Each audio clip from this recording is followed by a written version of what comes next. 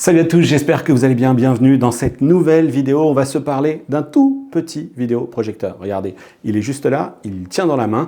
Et je vais tout de suite retrouver Fanny, qui est chef de produit chez LG. On va se reparler de ce produit qui a été annoncé un petit peu plus tôt dans l'année. Toutes les caractéristiques techniques et un petit peu d'image ici dans un cadre ambiance tamisé. C'est parti.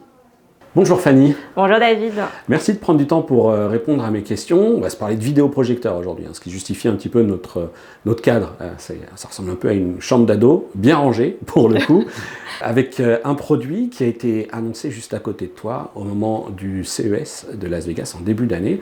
Produit qui a un peu changé de nom. Exactement, donc voici le Cinebeam Q, donc qui a été annoncé au CES comme étant Cinebeam Cube, donc on a dû changer le nom pour des raisons de trademark. Ouais. Pourquoi Cinebeam Q? C'est parce qu'avec la anse, hop, on va essayer d'être délicat, on voit la lettre Q. Alors on va être sur un vidéoprojecteur laser avec une résolution 4K, une luminosité de 500 lumens et un taux de contraste de 450 000 pour 1. Ça, c'est les valeurs un petit peu techniques sur le papier. Tu as évoqué une technologie laser. Exactement, donc on va être sur du triple laser, rouge, vert et bleu. Donc avec cette luminosité de 500 lumens et puis un taux de contraste qui est toujours un petit peu faramineux, mais on sait qu'on est quand même là sur un produit qui se veut surtout portatif. Alors moi j'ai bien vu, c'est pas la première fois qu'on le voit, on s'est croisés notamment à l'occasion d'un autre événement un petit peu plus tôt cette année. Et je t'avais déjà posé la question, il est branché électriquement, il est tout petit, il y a des événements qui vont avoir lieu, enfin, toute l'année, on peut avoir envie de transporter ce type de produit un peu partout dans la maison. Bon, quelles sont les alternatives qu'une batterie externe, comment ça peut s'alimenter pour être justement vraiment 100% transportable? Alors effectivement, donc il est branché sur secteur, mais par contre, si on veut l'emmener dehors et qu'on n'a pas accès à une prise, on peut aussi brancher donc une batterie externe de 65 watts. Une batterie qui est facilement accessible, enfin qu'on peut s'acheter assez facilement sur certains sites de vente en ligne. Attention, regardez bien dans la partie commentaires, parce que parfois ça joue à des câbles, etc. Il faut vraiment aller chercher ces 65 watts pour ensuite alimenter le produit.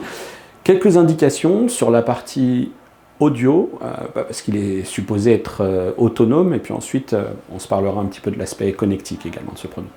Alors effectivement, donc il y a des haut-parleurs intégrés de 3 watts, et si on a besoin d'avoir un peu plus de son, etc., on pourra aussi connecter jusqu'à 2 enceintes Bluetooth. Sur la partie connectivité, bon, il y a du HDMI qui est intégré. Est-ce que je peux diffuser du contenu depuis un smartphone, un ordinateur, peut-être une tablette? Comment ça se passe? Exactement, donc on va avoir une prise HDMI, une prise USB-C, mais on pourra également le connecter sans fil via du AirPlay, comme j'ai dit du Bluetooth ou d'autres fonctionnalités. C'est un vidéoprojecteur qui est dit smart, comme les télés. Il intègre du WebOS comme sur la télé ou ça change quand même un petit peu? Exactement, donc on va avoir du WebOS comme sur la télé, mais version 6.0. Ok, donc une version quand même datée, on va pas se mentir, c'est quand même, depuis ça a quand même pas mal évolué.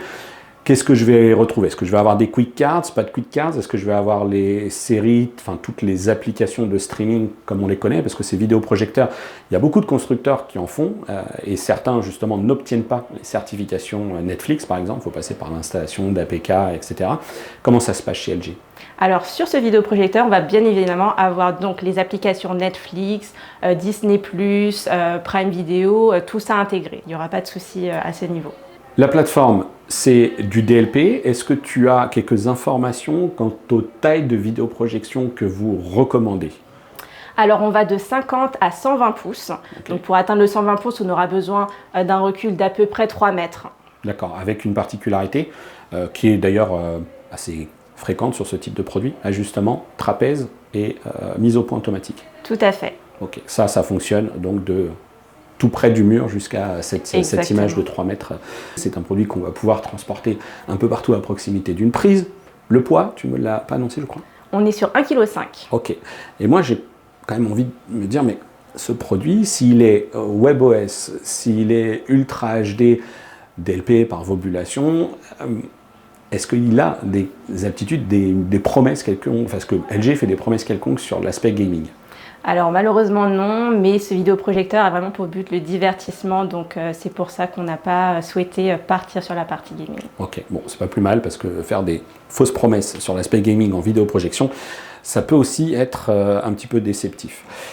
Où est-ce qu'il se positionne au sein de votre gamme Cinebeam, ce produit finalement? Il est un peu tout seul parce que produit nomade, comment ça se passe? Alors effectivement, il a une place un petit peu à part puisqu'en fait dans notre gamme, on a des vidéoprojecteurs portatifs avec batterie intégrée, mais aussi des vidéoprojecteurs ultra courte focale, ultra performants 4K.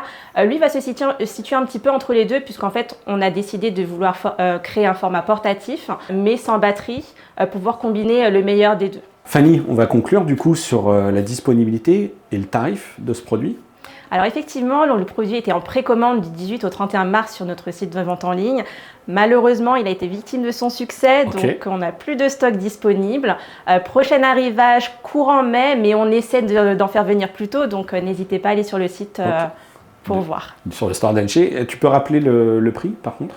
Alors on est à 1 299 €. Ok, très bien. Écoute, moi j'ai hâte de tester parce que je pense qu'il y a même des petites choses en plus liées à ce vidéoprojecteur, peut-être un navigateur, internet intégré, ça c'est sûr, et peut-être la possibilité de brancher une clé USB, un dongle pour utiliser clavier, souris, consulter ses mails avec ce type de solution. Merci beaucoup Fanny pour tes réponses. Merci à toi. Voilà, vous savez tout sur ce Cinebeam Q, vraiment un tout petit produit avec sa petite poignée rotative pour l'emporter partout avec vous, à proximité d'une prise électrique ou d'une bonne grosse batterie externe compatible avec ses alimentations 65 watts, 1300 €.